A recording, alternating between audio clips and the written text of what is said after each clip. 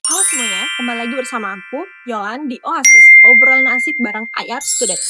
Oke teman-teman Oasis, kali ini kita kedatangan narasumber yang akan memberikan pandangannya, aspirasinya, bahkan analisisnya mengenai topik yang bakalan seru banget teman-teman. Oh ya, by the way, Oasis sendiri itu adalah obrolan asik namun menarik loh guys. Jadi nggak akan pernah bosan untuk kalian selalu mendengarkan Oasis episode selanjutnya dan juga episode kali ini. Oleh karena itu di sini sudah ada Kak siapa? Nanti dulu. Oke, nanti kita akan perkenalan dulu. Dan di sini teman-teman, kita akan membahas suatu hal yang sangat krusial ya Kak pastinya. Apalagi sekarang kita ada lagi generasi muda ini ya Kak, yang sangat rentan dengan yang namanya teknologi dan juga era digitalisasi. Oleh karena itu langsung aja perkenalannya ya Kak. Siap. Silakan kepada Kakak narasumber. Terima kasih Yolan. Iya. Teman-teman biasa panggil saya dengan Kenzo. Oke, Kak Kenzo. Sekarang seaktif sebagai mahasiswa hubungan internasional di kampus Universitas Kristen Indonesia. Oke, kampus yang sama ya teman-teman. Siap. By the way kita ini fun fact, kita juga satu rumpun yang sama ya, hubungan internasional juga, kebetulan kelas yang sama juga. Tapi nggak apa-apa ya guys. Oke, di sini Kak Kenzo, kita lihat bahwa di era yang sekarang ini teknologi menjadi salah satu hal yang sangat dekat dengan Gen Z atau generasi muda ya Kak. Namun banyak banget nih Kak anggapan bahwa Gen Z itu tidak rentan dengan yang namanya isu-isu politik, keamanan global, dan isu-isu lainnya. Oleh karena itu Kak, di sini kita kan juga lihat nih bagaimanakah komparasi antara perang digital dan juga perang yang konvensional yang terjadi pada zaman dahulu dengan yang sekarang. Dimana kalau misalnya kita lihat zaman dahulu nih ya kan Kak, kalau misalnya perang itu pasti menggunakan alat-alat tradisional ataupun senjata-senjata. Namun sekarang Kak adanya drone dan juga adanya serangan cyber serta AI yang mana menjadi suatu hal yang sangat dibutuhkan gitu loh Kak dalam perang seperti itu. Oleh karena itu teman-teman Oasis, kali ini aku akan memberikan 3 pertanyaan seperti biasa dan akan ada 1 pertanyaan bonus kepada Kak Kenzo, dan di sini teman-teman tidak akan rugi untuk mendengarkan apa yang disampaikan oleh Kak Kenzo. Mungkin pertanyaan pertama kali ya Kak Kenzo. Boleh. Oke, kita langsung aja ya teman-teman. Jadi Kak, seperti yang aku bilang tadi, banyak kan yang menganggap Gen Z itu sangat apatis nih terhadap dunia politik ya, isu-isu politik, keamanan global dan juga lain sebagainya. Tetapi mereka itu dekat dengan yang namanya media sosial Kak. Bahkan media sosial itu menjadi salah satu tempat mereka untuk menunjukkan edukasinya seperti itu, dan untuk menunjukkan konten-konten mereka. Nah, menurut Kakak nih Kak, apakah media sosial ini menjadi bentuk partisipasi politik yang baru bagi generasi muda atau justru membuat suatu keterlibatan politik itu menjadi lebih dangkal? Boleh Kak, tanggapannya? Kita lihat makna di balik itu ya. Yes. Kalau kita belajar apa yang disampaikan oleh Thomas Hobbes, Yes, betul. Immanuel Kant dan juga Rousseau di dalam buku mereka itu berjudul Kontrak Sosial. Nah, inti dari kontrak sosial itu ialah legitimasi dari rakyat, keterlibatan rakyat. Jadi artinya bahwa ketika pembuatan kebijakan, misalnya pemerintah, yang paling menentukan ialah adanya persetujuan dari rakyat. Rakyat juga ikut terlibat aktif di dalam pembuatan keputusan. Makanya di dalam salah satu prinsip dalam demokrasi itu disebut sebagai budgeting participatory.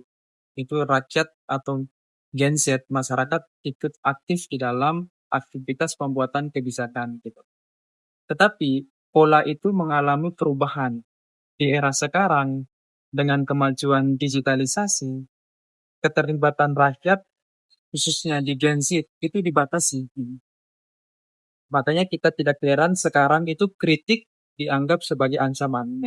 Padahal di dalam demokrasi itu kritik diakui. Rakyat memiliki hak bersuara. Gen Z memiliki hak kebebasan berpendapat.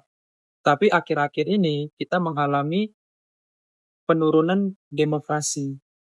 Makanya kritik yang disampaikan oleh Agamben di dalam bukunya Homo Sapiens itu dia mengkritik demokrasi. Bahwasanya bahwa demokrasi itu dalam tanda petik dia mentelanjangkan kehidupan. Dalam artian dia membatasi ruang gerak masyarakat anak muda dalam melakukan keterikatan. Tapi kalau untuk media massa itu menjadi alternatif, ya, tidak menjadi ruang utama. Ruang utama itu ketika adanya ruang langsung antara pemerintah dan gengsi untuk berbicara secara tatap muka gitu. Tetapi karena mengalami perubahan itu, dibatasi itu, makanya anak muda sekarang itu lebih kepada pemanfaatan teknologi media massa untuk mengkritik gitu. Jadi berbagai kalangan, tetapi perlu diketahui juga bahwa teknologi atau media massa juga itu dikontrol, sehingga dibatasi juga.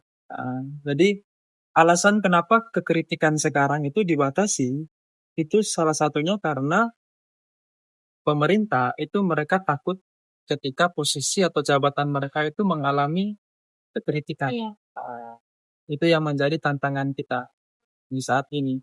Jadi saya melihat bahwa adanya unsur disengaja untuk membatasi gengsi itu untuk melakukan kekritikan. Wow, nice banget ya teman-teman, kita punya insight baru ya Kak. Siap, siap. Jadi di sini banyak sekali yang disampaikan oleh Kak Kenzo tadi, di mana memang ya Genzi itu punya ruang gitu loh Kak, untuk Punya ruang punya ya. ruang ataupun punya space untuk dapat memberikan kritikan, Kritikan. masukan, dan juga memberikan atau hadir dalam suatu kesempatan untuk membahas isu-isu yang ada gitu. Namun di sini tadi benar sekali dibatasi ya Kak, Dibatasi, ruang geraknya benar. tersebut. Oke Kak, kita masuk aja ke pertanyaan kedua kali ya Kak. Boleh. Oke, jadi pertanyaan keduanya di sini, kita tahu bahwa dalam berbagai konflik internasional seperti perang antara Palestina dan juga Israel, sekarang itu perang antara Rusia dan juga Ukraina, dan juga perang antara Amerika, Iran, dan juga mungkin sekarang yang lagi tegang itu adalah perang ekonomi. Ya, perang dalam dunia ekonomi Kak, dan juga dalam dunia perdagangan ya pastinya. Nah di sini Kak banyak sekali timbul yang namanya propaganda, disinformasi, dan hal ini itu dapat membuat opini publik tuh menjadi terganggu juga. Oke, lalu di sini pertanyaan dari aku, menurut kakak nih, menurut pandangan kakak, bagaimana sih cara kita generasi muda untuk dapat memilih dan juga memilah informasi yang dapat digunakan sebagai, yang sengaja digunakan sebagai bentuk propaganda nih kak, dan juga memecah belah bangsa pasti. Ya. Mungkin biar Nah itu kita, kalau kita naik level analisis antara negara maju dan negara berkembang. Nah kalau kan memang di era klasik itu kita mengakui bahwa perang itu selalu konteksnya itu militer, ya kan, senjata gitu. Tapi di era sekarang itu adanya perubahan digital. Bahwa perang sekarang itu bukan soal senjata, tetapi lewat informasi juga gitu. Tetapi ada tendensi yang kemudian memberikan ada yang lebih unggul dan yang lebih rendah. Nah, lebih unggul ini biasanya datang dari negara-negara barat. Dan yang paling direndahkan itu negara-negara berkembang gitu. Makanya kita tahu di dalam politik internasional itu ada 3 variabel. Yang pertama itu subjugated knowledge. Subjugated knowledge itu artinya pengetahuan yang ditundukkan atau pengetahuan yang direndahkan. Artinya bahwa negara maju itu berusaha untuk memberikan pemahaman yang sangat luas terhadap negara berkembang sehingga mereka masuk ke dalam wacana yang dibentuk oleh negara maju.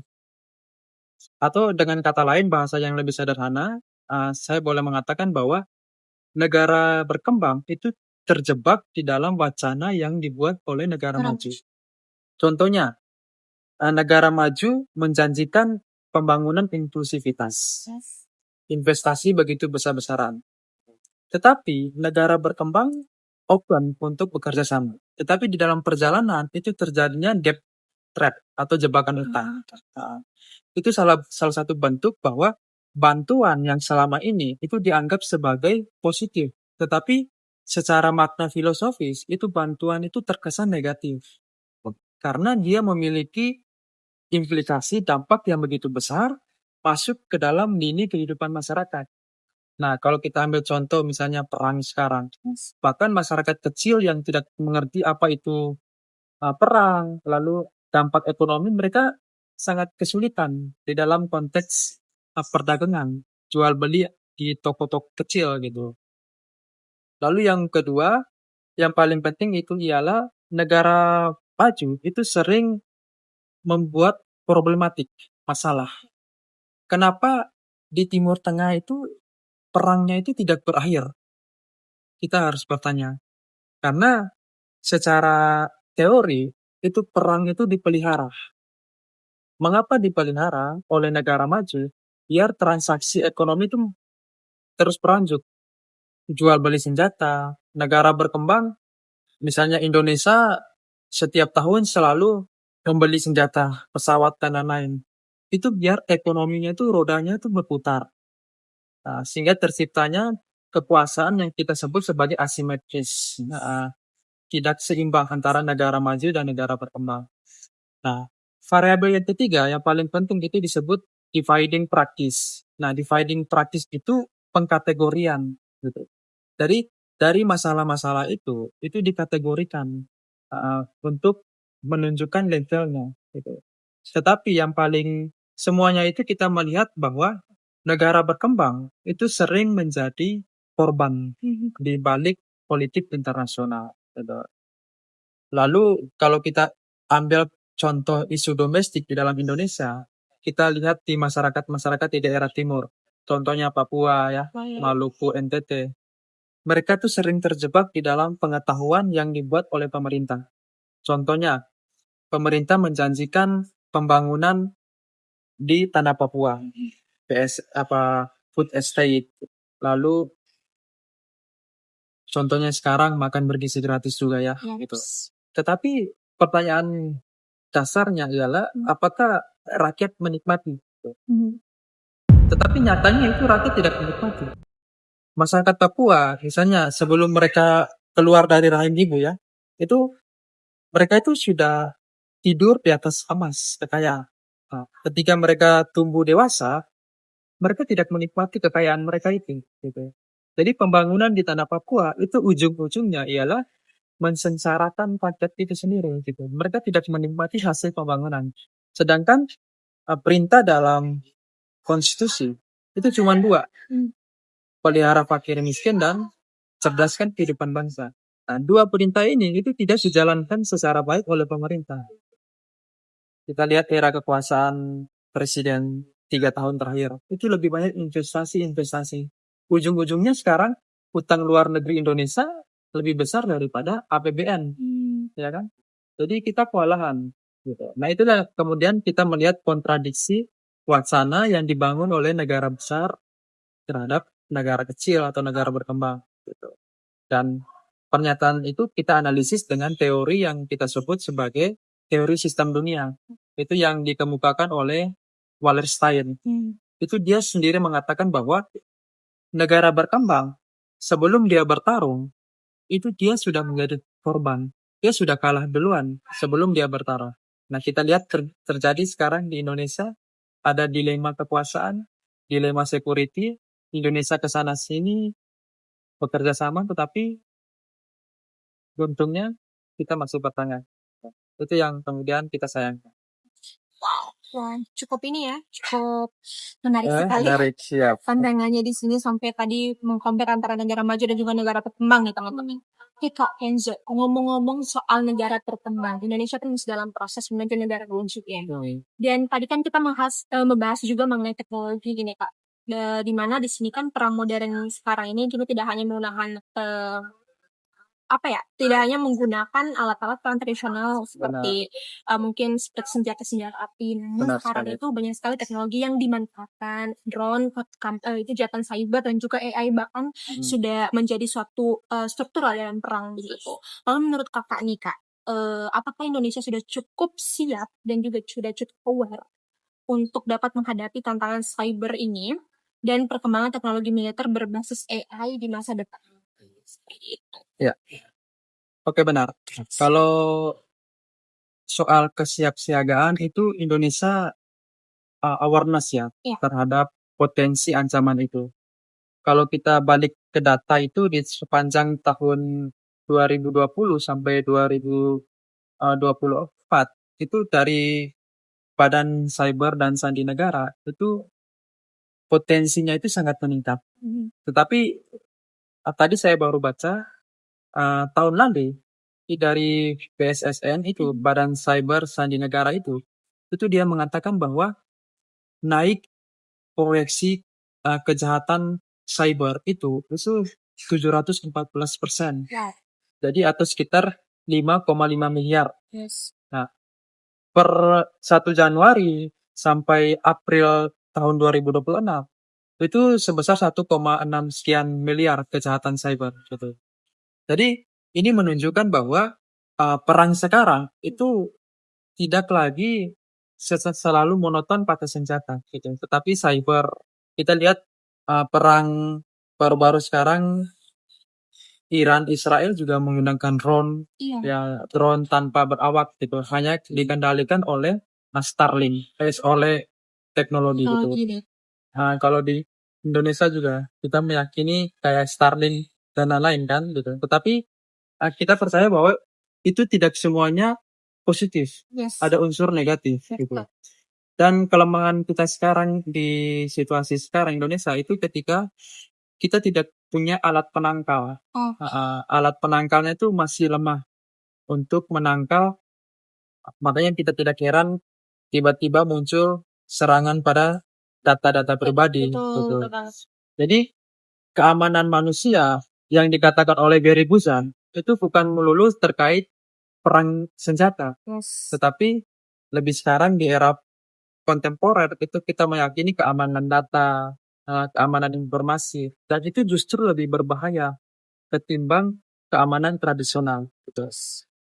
Jadi yang perlu diperhatikan oleh pemerintah harus melakukan integrasi terpadu di setiap level institusi atau lembaga, khususnya dalam konteks penguatan digital cyber. Nah, apalagi isu-isu yang baru-baru kita tahu bahwa pemberian informasi secara leluasa kepada AS untuk dikelola data dan lain-lain gitu. Nah, itu tidak semuanya dilihat dalam konteks positif. Saya pikir pemerintah juga harus lebih bijak dalam mengambil ketika melakukan kerjasama bilateral antara negara-negara besar atau negara-negara maju gitu. Lalu terkait drone, memang Indonesia juga cukup memiliki atensi perhatian khusus terhadap drone. Kalau baru-baru kan tentara angkatan udara memperbanyak satelit satelit sebanyak 20 untuk melindungi ruang angkasa. Dan yang paling penting, tapi pertanyaan mendasar sekarang, itu analisis saya ke depan, Indonesia tidak akan terjadinya perang terbuka di Indonesia. Gitu. Alasannya ialah karena Indonesia itu sebagai sumber dalam tanda petik makanan bagi negara-negara maju. Mereka tidak berani menyerang Indonesia karena Indonesia sebagai ladang kapital. Di Papua kita melihat kekayaan begitu besar, emas dan lain-lain. Jadi saya pikir bahwa kekurangan Indonesia sekarang itu dia tidak melihat geopolitik domestiknya. Nah, mereka lebih melihat hal yang dari luar masuk. Ketika perang-perang internasional, lalu mereka lebih melihat kebutuhan dari luar ke dalam ketimbang melihat kebutuhan dari rakyat itu seperti apa. Sehingga tidak heran bahwa kita menyambung ke pertanyaan yang pertama tadi, tidak heran bahwa anak muda sekarang itu kebanyakan mengkritik pemerintah karena kebijakan yang dibuat oleh pemerintah itu tidak mencerminkan kebutuhan dari rakyat. Gitu. Mereka hanya mencerminkan SDGs. Sedangkan SDGs kan top down. Yes. Sedangkan yang dibutuhkan rakyat itu tepat dari bawah ke atas. Jadi adanya disinformasi tadi, disinformasi antara pemerintah dan rakyat, perseberangan gitu. Karena kebijakan pemerintah tidak mensejahterakan rakyat gitu. Itu yang menjadi tantangan yang kita hadapi sekarang. Tidak hanya tantangan antara Indonesia dengan perang yang terjadi di global, tetapi tantangan antara rakyat dengan pemerintah sendiri. Wow, sangat menarik ya teman-teman. Di sini ada begitu banyak tantangan ya Kak. Kita Ya, sebagai benar. negara Indonesia ini menuju negara maju ya. Benar sekali. Dan di sini aku punya pertanyaan bonus ya Kak. Ini sebenarnya pertanyaan terakhir. Cuman aku Boleh. mau nanya pendapat Kakak aja. sebagai IR students atau mahasiswa hubungan internasional nih Kak. Iya. Ada nggak sih Kak pesan-pesan gitu buat teman-teman IR students di luar sana yang mungkin mereka juga punya keprihatinan yang sama nih tentang kalau misalnya nanti di masa depan perang itu akan perang itu bakalan dilakukan melalui serangan cyber, manipulasi informasi dan juga adanya penggunaan AI dan lain sebagainya. Menurut Kakak itu apa sih hal yang harus kita perhatikan gitu ada ataupun hal yang harus kita siapkan gitu loh Kak? Ya, di era kontemporer ya, atau di era sekarang, itu saran saya cuma satu, percaya diri dengan pengetahuan. Ya, percaya diri dengan pengetahuan. Dan pengetahuan itu hanya bisa didapat ketika kita menumbuhkan rasa membaca. Yes. Gitu. Biar kita tidak menjadi anak muda yang apatis. Apatis, Gitu. betul. Memang perang sekarang memang berkontribusi pada negara gitu ya. Dan kita tidak bisa mengharapkan negara. Kalau kaum liberal itu dia mengatakan bahwa kesejahteraan itu tidak diciptakan oleh negara. Nah, kesejahteraan hanya bisa diciptakan oleh individu. Nah, oleh kita sendiri gitu. Jadi untuk teman-teman yang mendengarkan, biar kita tidak tertinggal dalam wacana, saran saya cuma satu, perkaya informasi, perkaya pengetahuan, dan itu hanya bisa didapatkan ketika kita memiliki minat membaca yang tinggi dan juga semangat untuk diskusi. Oke, wow, nice ya teman-teman di sini. Tadi sudah mendengarkan apa yang disampaikan atau pesan-pesan ya Kak yang disampaikan oleh Kak Kenzo. Benar. Dan di sini Kak Kenzo untuk diskusi kita hari ini ataupun untuk pandangan yang disampaikan oleh Kakak atau oasis hari ini sudah selesai nih Kak Siap, Kenzo siap. ya. Nanti Oke. kalau misalnya ada oasis selanjutnya dan Kak Kenzo yang menjadi narasumber lagi tinggal sampaikan saja. Siap, siap. Oke, sangat Dengan menarik isu ya. yang berbeda ya. Boleh dengan isu yang berbeda silakan. Oke teman-teman sekalian, karena di sini semua pertanyaan sudah dijawab oleh Kak Kenzo dan kita sudah saling berbagi inspirasi, berbagi aspirasi serta pandangan, maka dari itu semoga apa yang disampaikan dalam diskusi kita hari ini membawa manfaat yang luar biasa tentunya bukan cuma kepada IR students di luar sana, namun pada teman-teman semua yang sedang menonton video ini. Oleh karena itu terima kasih banyak Kak Kenzo sekali Sama-sama. lagi Oke. sudah menjadi narasumber aku ya teman-teman, walaupun teman aku sendiri tapi wah such a great person ya teman-teman. Oke kalau gitu saya Yolan dan Kak Kenzo. pamit undur diri. Sampai jumpa di oasis Sampai jumpa. selanjutnya. Bye. Dadah.